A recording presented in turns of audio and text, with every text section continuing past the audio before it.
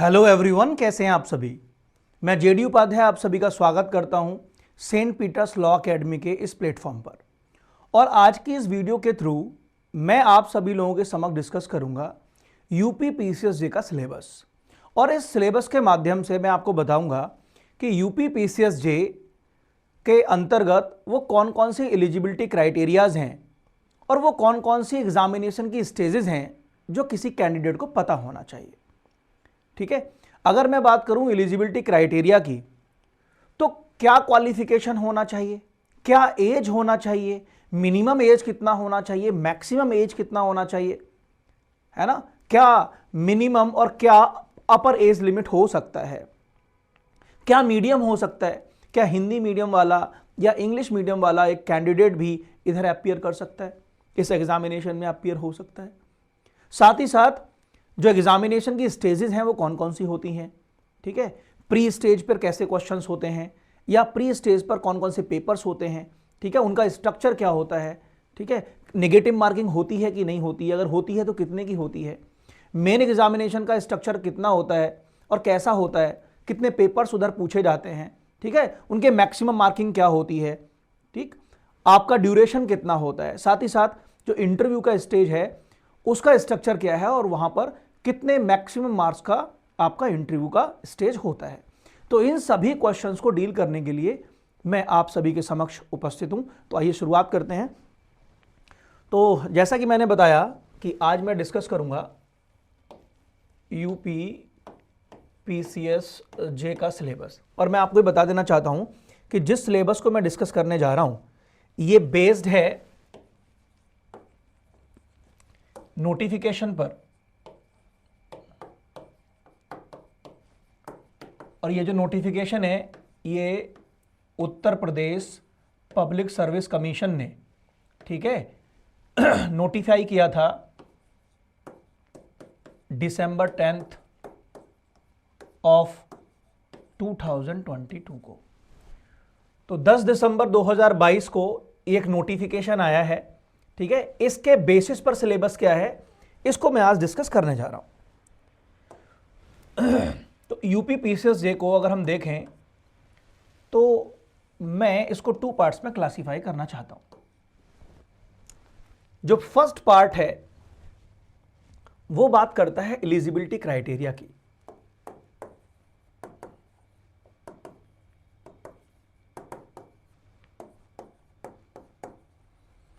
Eligibility criteria की। और जो सेकंड पार्ट है वो बात करता है स्टेजेस ऑफ एग्जामिनेशन की। Stages of examination.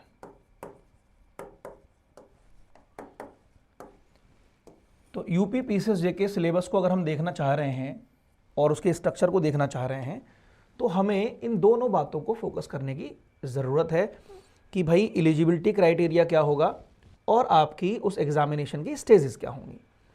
तो अगर मैं बात करूं एलिजिबिलिटी क्राइटेरिया की, तो यहां पर सबसे पहले आपको जानना चाहिए कि भाई देखो एजुकेशनल क्वालिफिकेशन क्या है।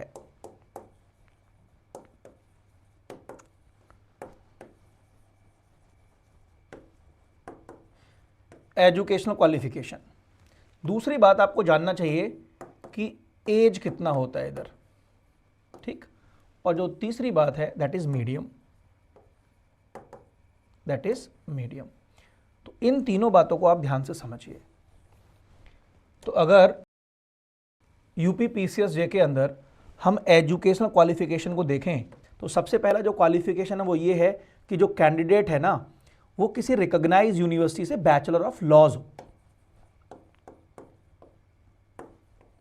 Bachelor of laws.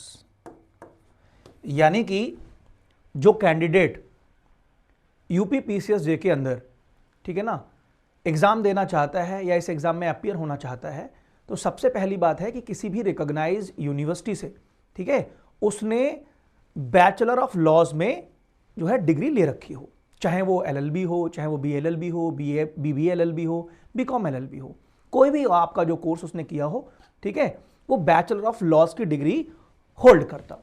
साथ ही साथ जो एजुकेशनल क्वालिफिकेशन है उसमें यूपी के लिए खासकर ये लिखा हुआ है कि उसका रजिस्ट्रेशन जो है ना एज एन एडवोकेट होना अनिवार्य है। मीन्स एक ऐसा पर्सन जो लॉ ग्रेजुएट है, लॉ ग्रेजुएट होने के साथ साथ उसका एडवोकेट होना भी जरूरी है। तो एजुकेशनल क्वालिफिकेशन के अंदर आपको ये दो बातें ध्यान रखनी है। अगर मैं बात करूं एज के क्राइटेरिया की, तो यहां पर दो बातें आपको समझनी है कि भाई मिनिमम एज कितना होना चाहिए और मैक्सिमम एज कितना होना चाहिए। तो मिनिमम एज के लिए जो नोटिफिकेशन है आपका 10 दिसंबर 2022 का, वो कहता है कि मिनिमम जो एज होनी है किसी भी कैंडिडेट की जो इस एग्जाम में अपियर होना चाहता है, वो मिनिमम एज बता रखी है 22 ईयर्स, और साथ ही साथ जो मैक्सिमम एज है वो है आपका 35 ईयर्स। तो अगर आप एक ऐसे कैंडिडेट हैं, ठीक है, जिसके पास बैचलर ऑफ लॉज की डिग्री है, साथ साथ आपने अपने आप को एज एन एडवोकेट रजिस्टर किया हुआ है, आप एडवोकेट हैं, और आपकी जो मिनिमम एज है वो 22 ईयर्स है और मैक्सिमम 35 ईयर्स से ऊपर के आप नहीं हैं, ठीक है, तो आप इस एग्जाम में अपियर हो सकते हैं। लेकिन यहीं पर एक छोटी बात समझनी है कि क्या एज रिलैक्सेशन का भी कॉन्सेप्ट है यूपी के अंदर। तो आपको ये जानना जरूरी है कि अगर आप उत्तर प्रदेश के अंदर SC, ST, OBC कैटेगरी में फॉल करते हैं या स्किल्ड प्लेयर्स हैं, ठीक है, तो आपको अपर एज में 5 ईयर्स का ध्यान से समझना है। यहां पर आपको अपर एज में, तो जो अपर एज होगा उस अपर एज में 5 ईयर्स का रिलैक्सेशन मिलेगा। तो अपर एज का मतलब ये 35 ईयर्स वाला। लेकिन ये जो बेनिफिट है, ये जो रिलैक्सेशन है, ये आपका लोअर एज में नहीं है, मिनिमम एज में नहीं है, ये अपर एज में है। तो कहने का मतलब ये हुआ कि मिनिमम 22 ईयर्स और मैक्सिमम 35 ईयर्स। लेकिन अगर आप SC, ST, OBC कैटेगरी में बिलोंग करते हैं यूपी के अंदर, तो आपको अपर एज में 5 ईयर्स का रिलैक्सेशन मिल जाएगा। बात करूं यदि मैं इसके मीडियम की, तो मीडियम में चाहे आप जो है हिंदी मीडियम के हैं या आप इंग्लिश मीडियम के हैं, है ना, उत्तर प्रदेश PCSJ के अंदर आप जो है ना अपियर हो सकते हैं। तो चाहे आपका मीडियम हिंदी है, चाहे आपका मीडियम इंग्लिश है, आप यूपी के अंदर PCSJ के एग्जामिनेशन के लिए एलिजिबल हैं, ठीक है। तो ये बात तो हो गई है इसके एलिजिबिलिटी क्राइटेरिया की। दूसरी तरफ अगर मैं देखूं तो वहां लिखा है स्टेजेस ऑफ एग्जामिनेशन। तो अगर आप इसके स्टेजेस की बात करेंगे तो यहां पर 3 स्टेजेस हैं। 3 स्टेजेस। सवाल आता है सर जो 3 स्टेजेस हैं वो कौन कौन सी हैं। तो इन 3 स्टेजेस के लिए मैं आपको बताऊं, फर्स्ट जो स्टेज है ना, उसको हम बोलते हैं प्रीलिमिनरी एग्जामिनेशन।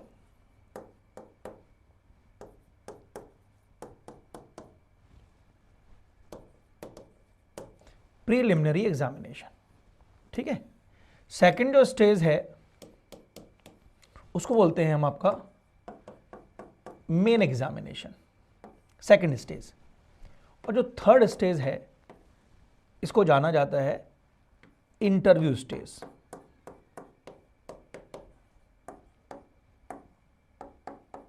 इंटरव्यू स्टेज तो जनरली देखा जाए तो जब हम बात करेंगे कि यूपी PCSJ के अंदर जो एग्जामिनेशन है उसकी स्टेजेस क्या होंगी, तो 3 स्टेजेस हैं।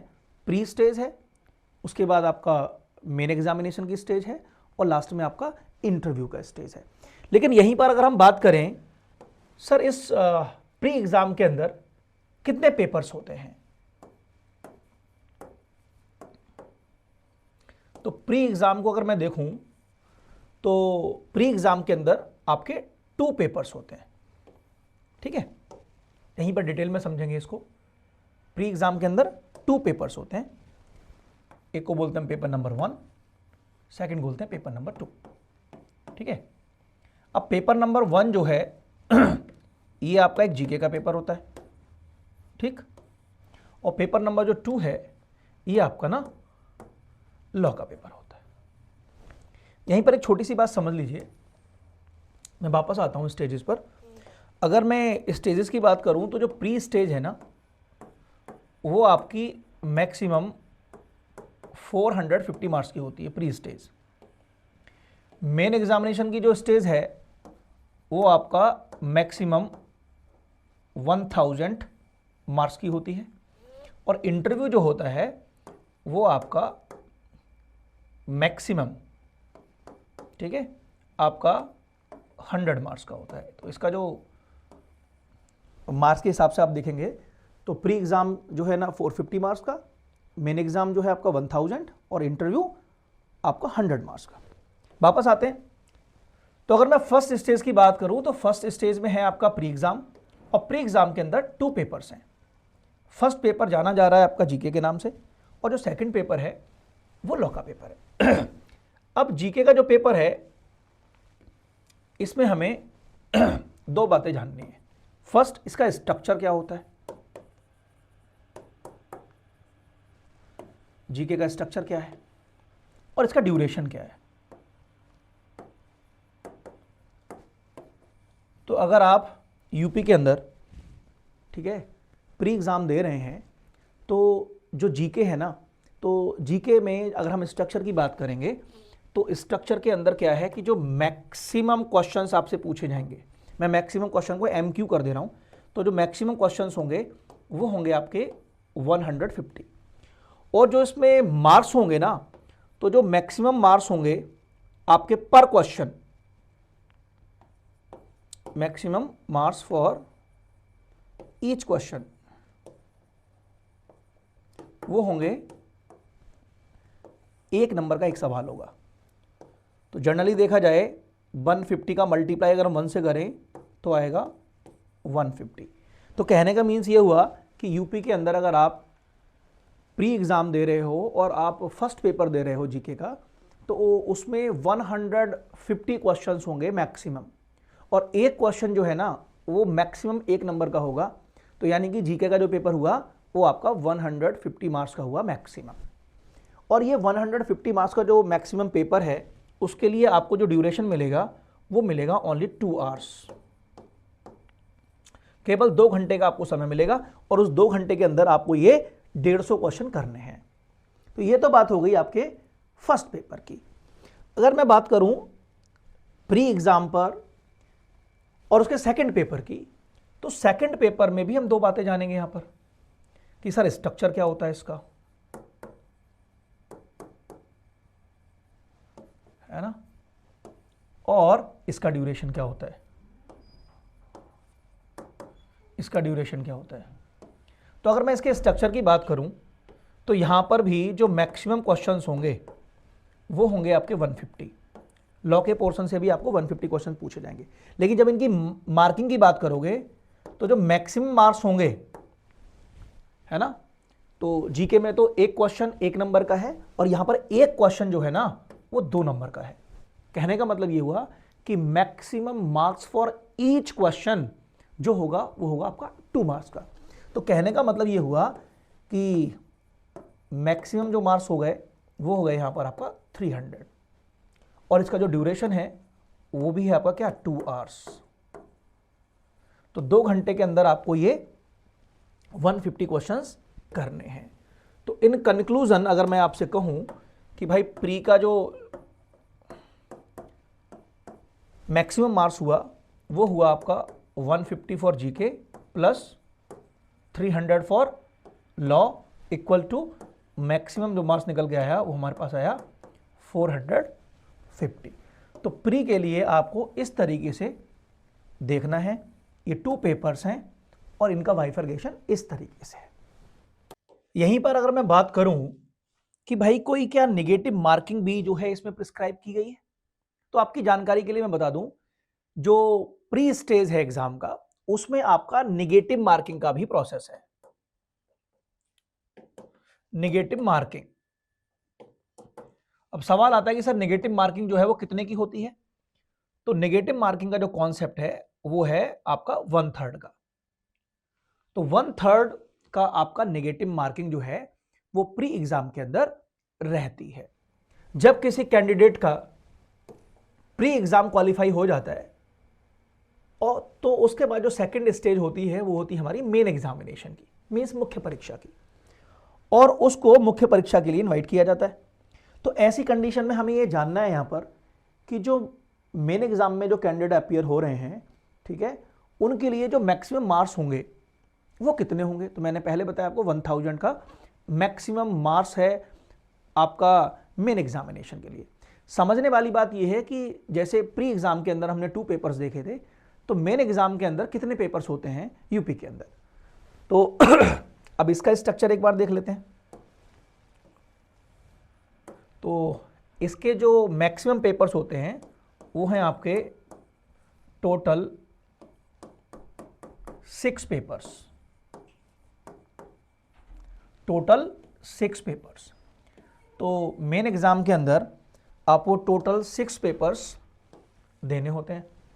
अब सवाल आता है कि सर ये जो टोटल 6 पेपर्स होते हैं, है ना, ये कौन कौन से पेपर्स होते हैं, इनका नाम क्या है ना, और इनका ड्यूरेशन कितना होता है, और जो मैक्सिमम मार्क्स हैं फॉर ईच पेपर सर वो क्या होता है, उसका स्ट्रक्चर क्या है।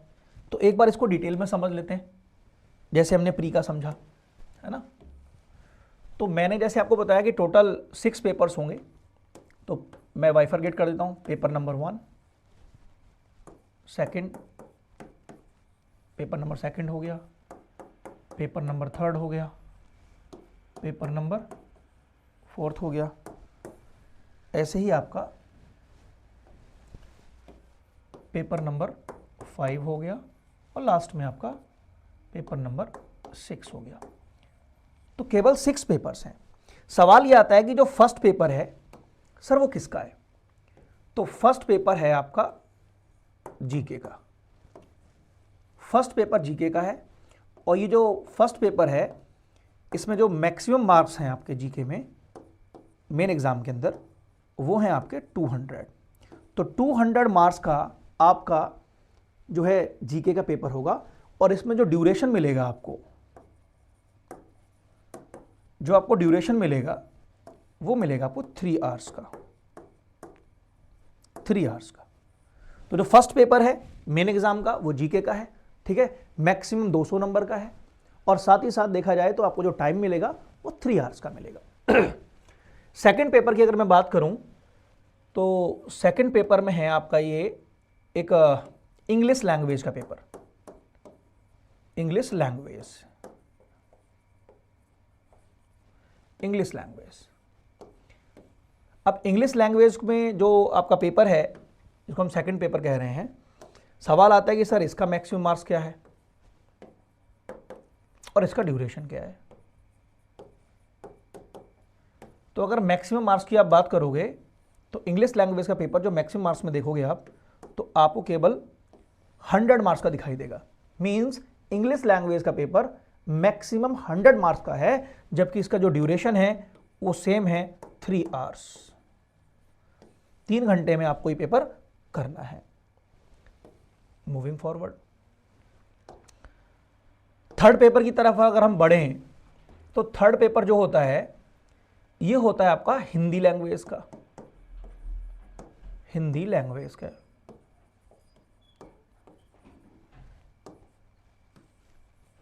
और हिंदी लैंग्वेज भी आपका जो मैक्सिमम इसका मार्क्स होगा वो इंग्लिश के लैंग्वेज के पेपर की तरह 100 का होगा, और इसका जो ड्यूरेशन होगा, जो इसका ड्यूरेशन होगा वो होगा आपका 3 आवर्स का। इसका होगा 3 आवर्स का। तो ये दोनों जो पेपर हैं हिंदी और इंग्लिश के, ठीक है, ये आपके 100 मार्क्स के हैं, लेकिन जब इनके टाइम की बात करोगे तो टाइम दोनों का कितना है आपका 3 आवर्स। थोड़ा सा आगे बढ़ते हैं और डिस्कस करते हैं पेपर नंबर 4 को। तो पेपर नंबर 4 का जो नेम है वो है सब्सटेंटिव लॉ, सब्सटेंटिव लॉ। अब सब्सटेंटिव लॉ का जो पेपर होगा, इस पेपर का जो आपका मैक्सिमम मार्क्स होंगे वो होंगे 200, और जो ड्यूरेशन होगा वो होगा आपका 3 आवर्स। यानी कि 200 नंबर का जो मैक्सिमम पेपर है वो 3 घंटे में आपको पूरा करना है। आगे बढ़ते हैं। अब बात आती है पेपर नंबर 5 की। तो पेपर नंबर जो 5 है उसका नाम है आपका प्रोसीजर एंड एविडेंस। इस पेपर के अंदर प्रोसीजर और एविडेंस से संबंधित कुछ क्वेश्चंस पूछे जाते हैं, ठीक है। और इसका भी जो हम देखें कि मैक्सिमम मार्क्स कितने डिसाइडेड हैं, तो वो हैं आपके 200 और जो ड्यूरेशन है वो है आपका 3 आवर्स। 3 घंटे में आपको ये पेपर करना होता है। अब बात आती है मेन एग्जाम के लास्ट पेपर की, जिसको हम पेपर नंबर 6 कह रहे हैं। This is 5th, this is 4th। तो पेपर नंबर जो 6 है इसका नाम है आपका penal, revenue and local laws. इस पेपर में पीनल लॉज से संबंधित क्वेश्चन, रेवेन्यू से संबंधित क्वेश्चंस और आपका लोकल लॉज से संबंधित क्वेश्चंस होते हैं। इसका अगर हम मैक्सिमम मार्क्स देखें तो ये आपका 200 का है और ड्यूरेशन देखें तो ये ड्यूरेशन आपका 3 आवर्स का है। ड्यूरेशन आपका 3 आवर्स का है। तो इन कंक्लूजन अगर मैं इस बात पर जाऊं कि भाई ये जो आपके मेन एग्जाम के अंदर जो 6 पेपर्स हैं, तो मैंने बताया था कि ये जो 6 पेपर हैं ये मैक्सिमम मेन एग्जाम जो है आपका वो 1000 मार्क्स का है। तो इसमें अगर मैं आपको बताऊं कि मेन एग्जाम में किस तरीके से देखोगे तो 200 का आपका एक जीके का पेपर हुआ, 100 के 2 आपके लैंग्वेजेस के हुए, हिंदी और इंग्लिश। साथ ही साथ 200 का सब्सटेंटिव लॉ का एक पेपर हो गया, 200 का प्रोसीजर एंड एविडेंस हो गया और 200 का आपका पीनल, रेवेन्यू और आपका लोकल लॉ का पेपर हो गया। और इस तरीके से देखा जाए तो जो मेन एग्जाम है वो हुआ आपका मैक्सिमम 1000 मार्क्स का, ठीक है। अब बात आती है कि सर जो इंटरव्यू है, तो इंटरव्यू का जो स्टेज है ना, उसमें मैक्सिमम जो मार्क्स हैं वो कितने हैं। तो इंटरव्यू को देखेंगे तो ये 3rd स्टेज है ना, और इसमें जो मैक्सिमम मार्क्स दिए हुए हैं वो हैं आपके 100।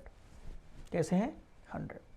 तो ये एक बेसिक इंफॉर्मेशन है, ठीक है, यूपी पीसीएस के सिलेबस के बारे में, उसकी एलिजिबिलिटी क्राइटेरिया के बारे में, एज लिमिट के बारे में, मीडियम के बारे में और स्टेजेस ऑफ एग्जामिनेशन के बारे में।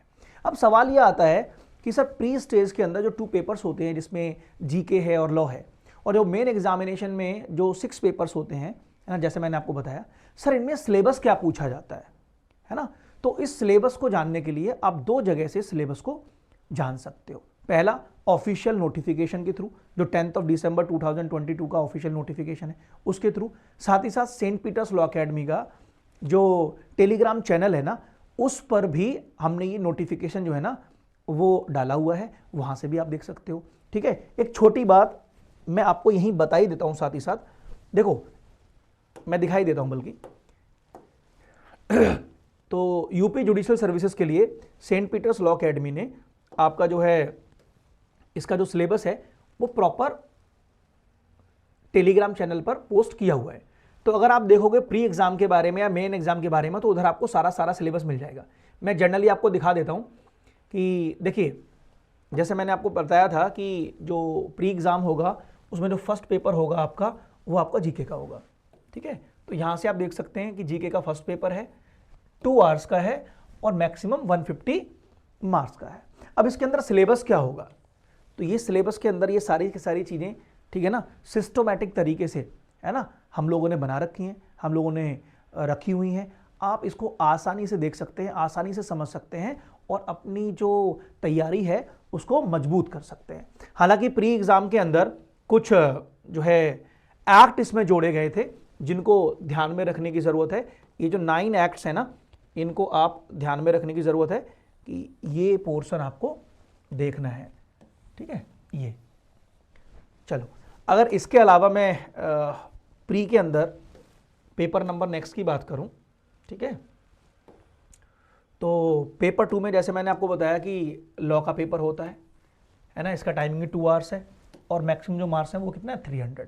तो उसमें देखोगे आप तो जूरिस्प्रूडेंस पूछा जाता है, इंटरनेशनल ऑर्गेनाइजेशंस पूछे जाते हैं, करंट इंटरनेशनल अफेयर्स पूछा जाता है कि इंटरनेशनल लेवल पर करंट में क्या चल रहा है ना। जूरिस्प्रूडेंस के अंदर जो स्कूल्स हैं, है ना, यानी कि जो लीगल थ्योरी वाला कॉन्सेप्ट है ना, वो भी पूछा जाता है, और जो आपका स्कूल्स है ना वहाँ से भी क्वेश्चंस पूछे जाते हैं, ठीक है।